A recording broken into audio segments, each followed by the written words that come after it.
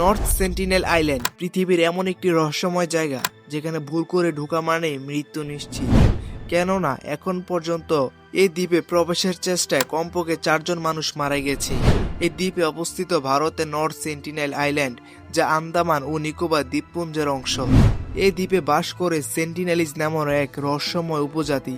তারা প্রায় 60,000 বছর ধরে পুরো পৃথিবী থেকে সম্পূর্ণ বিচ্ছিন্ন। এমনকি বাইরের মানুষ তাদের কাছে শুধু অপরিচিত নয়, একটি সরাসরি হুমকি। তাই তারা বহির্গত দেখলেই তীর, বর্ষা আর ধনুক হাতে আক্রমণ করে। এই দ্বীপে নথিভুক্ত প্রথম মৃত্যুর ঘটনা ঘটে 1896 সালে। একজন আসামি, যিনি ব্রিটিশ শাসনকালে আন্দামান দ্বীপপুঞ্জের কারাগার থেকে পালিয়েছিলেন, সে একটি অস্থায়ী ভেলায় করে ভেসে ভেসে নর্থ সেন্টিনেল আইল্যান্ডে পৌঁছায়। কয়েকদিন পর তার লাশ উদ্ধার হয়।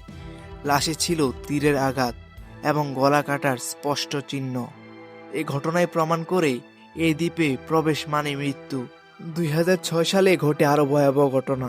2 জন ভারতীয় জেলে সুন্দর রাজ এবং পণ্ডিত তেওয়ারি অবৈধভাবে মাছ ধরছিল। হঠাৎ তারা নৌকাতেই ঘুমিয়ে পড়ে। সমুদ্রের স্রোতে তাদের নৌকা ভেসে যায় নর্থ সেন্টিনেল আইল্যান্ডের কাছে। সেন্টিনালিজরা তাদের আক্রমণ করে, সম্ভবত তীর বা বর্ষা দিয়ে। পরে দেখা যায় তাদের লাশ সমুদ্রের সৈকতের বাড়িতে পুঁতে রাখা হয়েছে। ভারতীয় কোস্ট গার্ড একটি লাশ উদ্ধার করতে গেলেই তারাও তীরের হামলায় মুখে পড়ে। কারণ স্পষ্ট, দ্বীপের 5 কিলোমিটারের মধ্যে প্রবেশ সম্পূর্ণ নিষিদ্ধ, আর তারা সে আইন ভেঙেছিল। 2018 সালে এই দ্বীপ আবারও বিশ্বজুড়ে আলোচনায় আসে, কারণ একজন আমেরিকান নাগরিক জন এলেন চাও ধর্ম প্রচারের কারণে এই দ্বীপে গিয়েছিলেন। প্রথমবার ব্যর্থ হন, দ্বিতীয়বারও ব্যর্থ হন, কিন্তু তৃতীয়বারে সে আর ফিরে আসেনি। জেলেরা দূর থেকে দেখে সেন্টিনালিজরা তার লাশ টেনে নিয়ে গিয়ে সমুদ্র সৈকতের বাড়িতে পুঁতে দেয়। ভারতের সরকার এই দ্বীপটিতে যাওয়া সম্পূর্ণ নিষিদ্ধ করে দিয়েছেন, কেননা একজন সাধারণ মানুষের হাঁচি বা কাশি এই দ্বীপের পুরো উপজাতিকে মুছে দিতে পারে।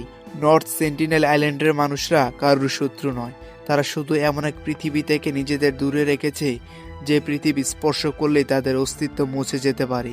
তাদের তীর আমাদের বিরুদ্ধে নয়, তাদের তীর তাদের বাঁচানো।